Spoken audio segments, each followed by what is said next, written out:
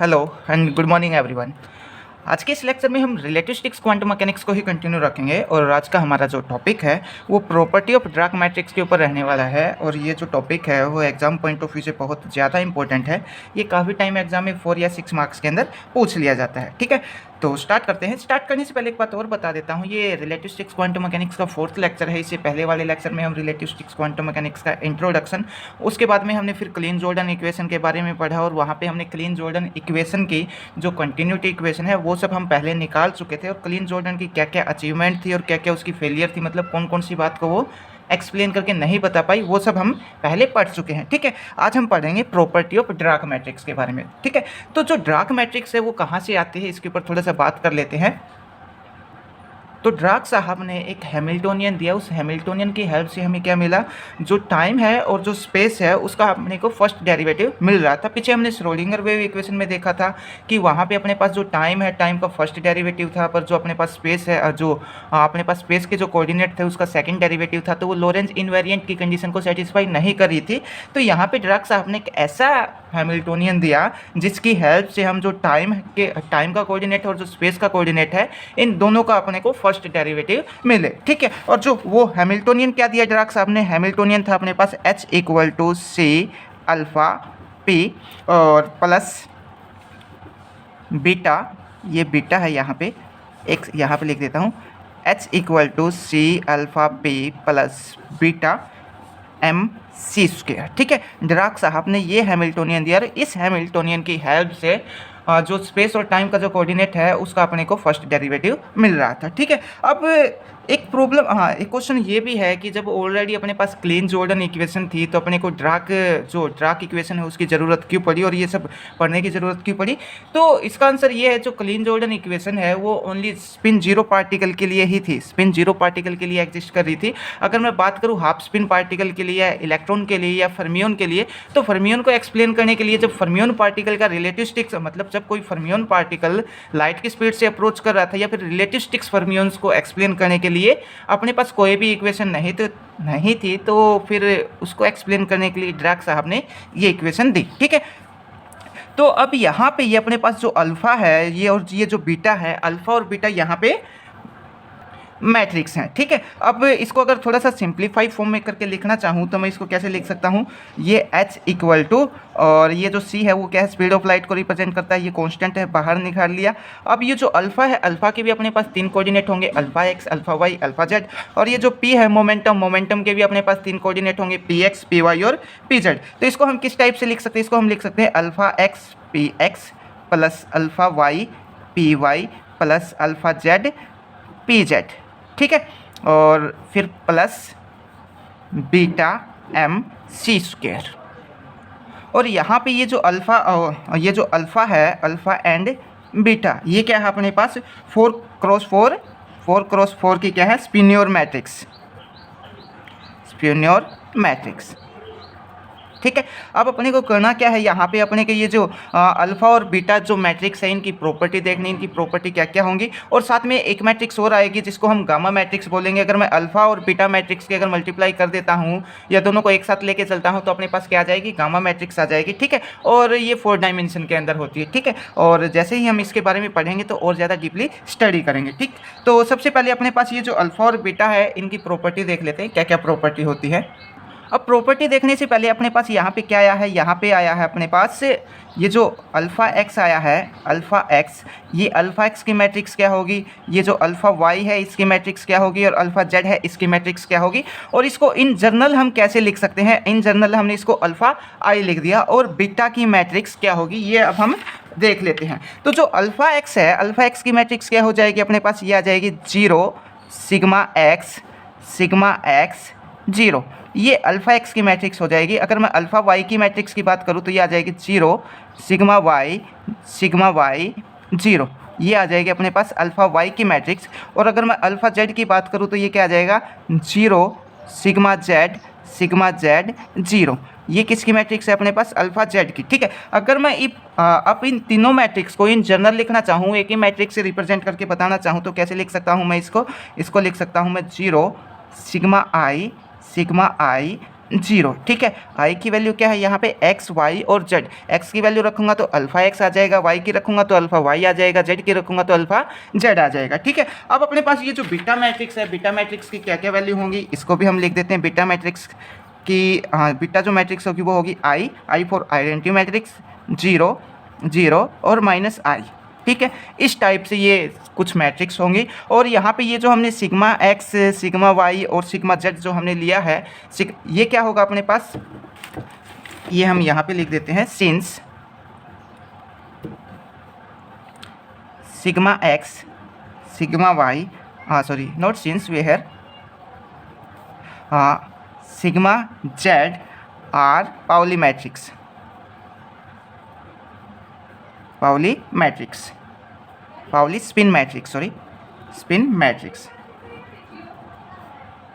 Matrix. ठीक है, और ये अपने पास जो आई है, and I is unity matrix, I is, ये जो आई हमने लिया है ये क्या है, यूनिटी मैट्रिक्स, यूनिटी मैट्रिक्स। ठीक है, यूनिट मैट्रिक्स। और इसका जो ऑर्डर होगा वो क्या होगा, 2 क्रॉस 2 का मैट्रिक्स होगा, ये जो आई का मैट्रिक्स होगा वो वाला। अब अपने पास ये जो अल्फ़ा एक्स है, अल्फ़ा वाई है, अल्फ़ा जेड है, इसके बारे में भी लिख देता हूँ। ये क्या है अपने पास, ये अपने पास 4 क्रॉस 4 की मैट्रिक्स है। तो since alpha X, alpha Y and alpha Z, ये पाउली स्पिन, सॉरी ये ड्राक मैट्रिक्स है अपने पास। और बात करूँ मैं पाउली स्पिन मैट्रिक्स की, तो जब हम बेसिक क्वांटम मैकेनिक्स के बारे में पढ़ते हैं तो वहाँ पे पाउली स्पिन मैट्रिक्स का टॉपिक हमने बहुत अच्छे से पढ़ रखा। अगर आपको पाउली स्पिन मैट्रिक्स के बारे में नहीं पता है तो आप क्वांटम मैकेनिक्स की प्लेलिस्ट में जाके देख सकते हैं। ठीक है, तो ये जो अल्फ़ा एक्स, अल्फ़ा वाई और ये अपने पास जो बीटा है, ये क्या है अपने पास, आर 4 क्रॉस 4 की मैट्रिक्स है। ठीक है, या फिर स्पिन्योर मैट्रिक्स भी हम इसको बोल सकते हैं। अब अगला जो टास्क है अपना, अगला टास्क है प्रॉपर्टी क्या है। अब ये जो ड्राक मैट्रिक्स हमने देख ली, ड्राक मैट्रिक्स की प्रॉपर्टी क्या क्या है, तो प्रॉपर्टी ऑफ ड्राक मैट्रिक्स, ड्राक मैट्रिक्स। ठीक है, तो अपने को यहाँ पे पता है अल्फ़ा एक्स की वैल्यू क्या है, अल्फ़ा वाई की वैल्यू क्या है, अल्फ़ा जेड की वैल्यू क्या है। एक बार मैं लिख देता हूँ अल्फ़ा एक्स की वैल्यू क्या है। तो अल्फ़ा एक्स की वैल्यू है अपने पास 0 सिग्मा एक्स 0। ठीक है, अल्फ़ा वाई की वैल्यू क्या है अपने पास, अल्फ़ा वाई की वैल्यू है अपने पास 0 सिग्मा वाई और 0। ठीक है, और अल्फ़ा जेड की वैल्यू क्या हो जाएगी, अल्फ़ा जेड की वैल्यू है अपने पास 0 सिग्मा जेड और 0। और बीटा की वैल्यू क्या है अपने पास, बीटा की वैल्यू है आई 0 और माइनस आई। ठीक है, ये मैट्रिक्स हैं। अब इनकी जो फर्स्ट प्रॉपर्टी है, फर्स्ट प्रॉपर्टी क्या है अपने पास, अगर मैं यहाँ पे ए मैट्रिक्स का अगर मैं अल्फ़ा एक्स का अगर मैं डैगर करता हूँ तो अल्फ़ा एक्स का डैगर क्या आ जाएगा अपने पास, फर्स्ट प्रॉपर्टी। अगर मैं अल्फ़ा एक्स का डैगर करता हूँ तो वो किसके इक्वल आ जाएगा, अल्फ़ा एक्स के इक्वल आ जाएगा। अब इसका रीजन क्या है कि अल्फ़ा एक्स के इक्वल आएगा, क्योंकि ये अपने पास क्या है, सिग्मा एक्स, सिग्मा वाई और सिग्मा जेड जो पाउली स्पिन मैट्रिक्स होते हैं अपने पास, ये हार्मिशियन मैट्रिक्स होती हैं। और हार्मिशियन मैट्रिक्स क्या होती है, ए का डैगर ए के ही इक्वल आ जाता है, उसको हम क्या बोलते हैं, हार्मिशियन मैट्रिक्स बोलते हैं। तो अपने पास ये जो ड्राक मैट्रिक्स है, ये भी हार्मिशियन मैट्रिक्स की जो प्रॉपर्टी है उसको फॉलो करेंगे। ठीक है, तो यहाँ पे अल्फ़ा एक्स का जो डैगर है वो किसके इक्वल आएगा, अल्फ़ा एक्स के इक्वल आएगा। सिमिलर अल्फ़ा वाई का जो डैगर है वो अल्फ़ा वाई के इक्वल आएगा। और सिमिलर जो अल्फ़ा जेड का जो डैगर है वो किसके इक्वल आएगा, अल्फ़ा जेड के इक्वल आएगा। अगर मैं इसको इन जनरल लिखना चाहूँ तो इन जनरल हम इसको कैसे लिख सकते हैं, इन जनरल हम इसको लिखेंगे जो अल्फ़ा आई का जो डैगर है वो किसके इक्वल आ जाएगा, अल्फ़ा आई के इक्वल आ जाएगा। ये हमने लिख दिया इन जनरल।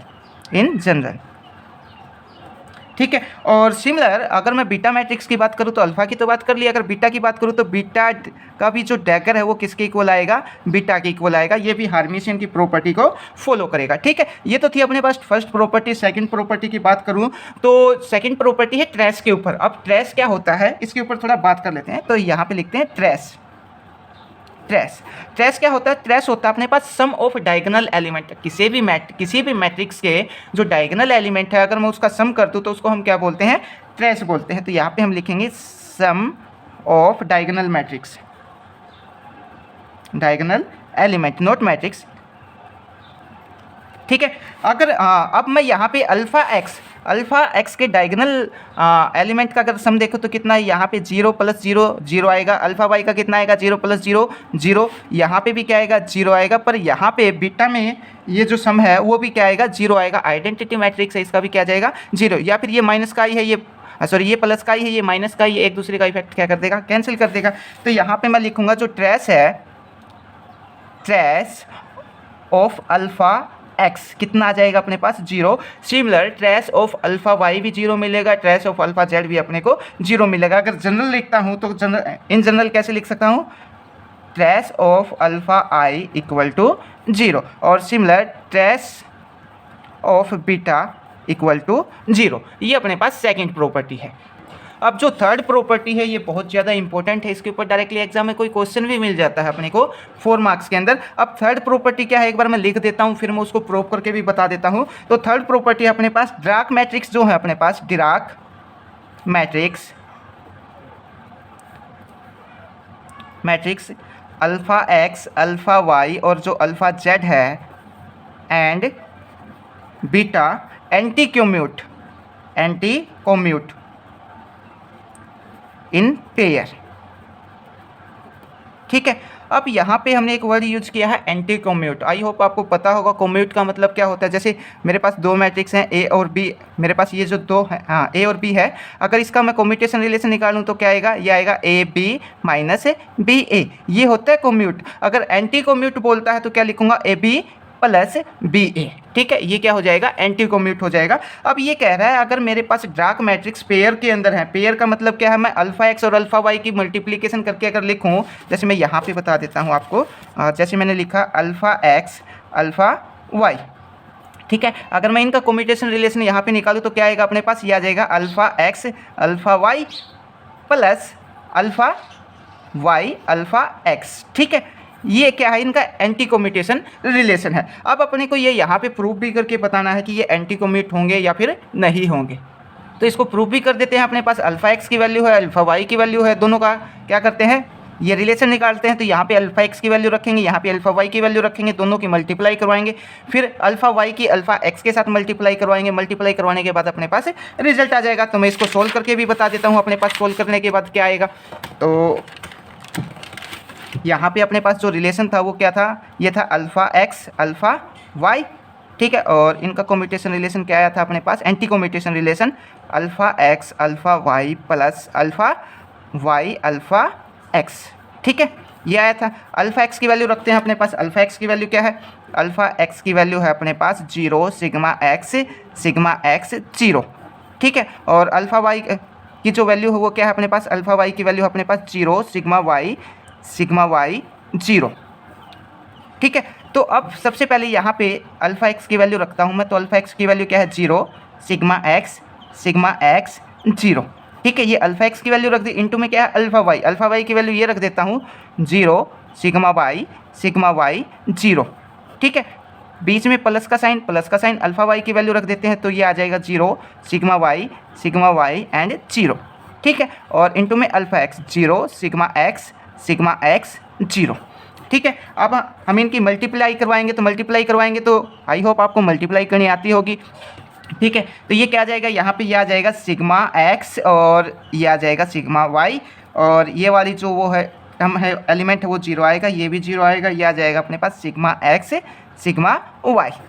ठीक है, बीच में क्या है, प्लस का साइन है, ये हमने प्लस का साइन डाला है। इसकी भी अगर मैं मल्टीप्लाई करवाऊंगा तो ये आ जाएगा अपने पास सिग्मा वाई सिग्मा एक्स, और ये 0 है, ये वाला भी कितना होगा 0, ये आ जाएगा सिग्मा वाई सिग्मा एक्स। ठीक है, तो ये हमने यहाँ पे इनको मल्टीप्लाई करके लिख दिया। अब अपने को पाउली स्पिन मैट्रिक्स की प्रॉपर्टी पता है। ठीक है, मैं मान के चलता हूँ कि आपको पाउली स्पिन मैट्रिक्स की प्रॉपर्टी पता है, क्योंकि आप पहले पढ़ चुके हैं ऑलरेडी जो फर्स्ट सेमेस्टर है उसके अंदर। तो पाउली स्पिन मैट्रिक्स की प्रॉपर्टी क्या होती है, जो सिग्मा एक्स सिग्मा वाई का अगर मैं मल्टीप्लिकेशन करवाता हूँ तो वो किसके इक्वल आता है, आयटा सिग्मा जेड के इक्वल आएगा। ठीक है, सिमिलर अगर मैं सिग्मा वाई सिग्मा एक्स का अगर मल्टीप्लिकेशन करवाता हूँ तो ये क्या आएगा, माइनस आयटा सिग्मा जेड, ठीक है। तो यहाँ पे अपने पास क्या है, सिग्मा एक्स सिग्मा वाई, और यहाँ पे सिग्मा वाई सिग्मा एक्स। तो यहाँ पे क्या रखूँगा, आयटा सिग्मा जेड रखूँगा, और यहाँ पे क्या रखूँगा, माइनस आयटा सिग्मा जेड रखूँगा, ठीक है। तो अब ये वैल्यू हम यहाँ पे ऊपर वाली इक्वेशन में पुट कर देते हैं। तो पुट करने के बाद क्या आ जाएगा अपने पास, ये आ जाएगा आयटा सिग्मा जेड, ये जीरो, ये आयटा सिग्मा जेड, ठीक है। बीच में प्लस का साइन, यहाँ पे क्या आ जाएगा, यहाँ पे ये वैल्यू पुट करेंगे तो ये आ जाएगा minus eta sigma Z 0 minus eta sigma Z, ठीक है। अब अगर मैं इनको ऐड कर दूँ तो ऐड करने के बाद क्या हो जाएगा, ये माइनस की है प्लस की है तो क्या हो जाएगा, कैंसिल हो जाएगा, क्या आ जाएगा अपने पास, 0 आ जाएगा। तो हमने जब अल्फ़ा एक्स और अल्फ़ा वाई का जब हमने एंटी कम्यूटेशन रिलेशन जब हमने निकाला, alpha X alpha Y plus alpha Y alpha X, ये कितना आता है अपने पास, 0 आता है, ठीक है। सिमिलर बाकी के जो भी रिलेशन है, अगर मैं वो रिलेशन भी यहाँ पे निकालूँ, जैसे अगर मैं अल्फ़ा का जेड के साथ निकालता हूँ, अल्फ़ा एक्स का अगर मैं अल्फ़ा जेड के साथ निकालूँ कम्यूटेशन रिलेशन, ये भी कितना आएगा, 0 आएगा। तो ये लिखूँगा alpha X alpha Z plus alpha Z alpha X, ये commutation relation anti commutation relation भी कितना आएगा, 0। अगर मैं जेड का अल्फ़ा के साथ निकालूँ, या हाँ जेड का अगर मैं अल्फ़ा के साथ निकालूँ तो वो भी कितना मिलेगा अपने को, यहाँ पे 0 मिलेगा, ठीक है। तो ये प्रॉपर्टी कौन सी थी, ये प्रॉपर्टी थी अपने पास, अगर मैं Dirac matrix alpha X alpha Y और अल्फ़ा जेड और बीटा का एंटी कम्यूटेशन रिलेशन निकालूँ पेयर में, तो वो कितना आएगा, यहाँ पे 0 आएगा, ठीक है। अब उसके बाद जो नेक्स्ट प्रॉपर्टी है, नेक्स्ट प्रॉपर्टी क्या है अपने पास, जो डार्क मैट्रिक्स है अगर मैं इनका स्क्वायर कर दूं तो वो कितना आएगा, यूनिटी आएगा। अब इस प्रॉपर्टी पे चलने से पहले अपने पास एक छोटा सा और पॉइंट रहता है, वो भी मैं यहाँ पे बता देता हूँ। हमने यहाँ पे ये जो अल्फ़ा एक्स का अल्फ़ा वाई के साथ रिलेशन निकाल लिया, जेड के साथ रिलेशन निकाल लिया, पर अपने पास बीटा रहता है, तो हम यहाँ पे बीटा के साथ भी इसका एंटी कम्यूटेशन रिलेशन निकाल लेते हैं। तो ये क्या आ जाएगा, ये भी 0 ही आएगा, ठीक है। तो ये किसको हम क्या लिखेंगे, अल्फ़ा एक्स बीटा और प्लस बीटा अल्फ़ा एक्स, ठीक है। ये हमने लिख दिया। अल्फ़ा की वैल्यू क्या है अपने पास, अल्फ़ा की वैल्यू है 0 सिग्मा एक्स 0, बीटा की वैल्यू क्या है अपने पास, आई 0 माइनस आई, ठीक, बीच में प्लस का साइन, आई 0 माइनस आई, और ये अल्फ़ा एक्स की वैल्यू यहाँ पे रखूँगा तो 0 सिग्मा एक्स 0, ठीक है। इन दोनों की मल्टीप्लाई अगर मैं करवाऊँ तो मल्टीप्लाई करवाऊँगा तो क्या आ जाएगा अपने पास, ये आ जाएगा 0 माइनस सिग्मा एक्स आई और सिग्मा एक्स आई, ठीक है। ये 0 मिलेगा, यहाँ पे बीच में प्लस का साइन आ जाएगा, यहाँ पे क्या मिलेगा, 0 eta sigma x minus eta sigma x और ये 0, ठीक है। ये टर्म क्या है, एक दूसरे के इक्वल एंड अपोजिट है, तो ये क्या हो जाएगी, कैंसिल हो जाएगी। कैंसिल होने के बाद क्या देगा अपने को, 0 देगा। तो ये वाला रिलेशन कितना आ जाएगा, 0 आ जाएगा। अगर मैं सिमिलर, ये तो हमने किसका निकाला है, अल्फ़ा एक्स का बीटा के साथ निकाला है, अगर मैं अल्फ़ा वाई का बीटा के साथ रिलेशन निकालता हूँ एंटी कम्यूटेशन रिलेशन, ये भी 0 आएगा। और अल्फ़ा जेड का अगर मैं बीटा के साथ रिलेशन निकालता हूँ तो ये भी कितना आएगा अपने पास, 0 आ जाएगा, ठीक है। उसके बाद मैं चलता हूँ फोर्थ प्रॉपर्टी के ऊपर। जो फोर्थ प्रॉपर्टी है वो क्या है, Dirac matrix square are unity, Dirac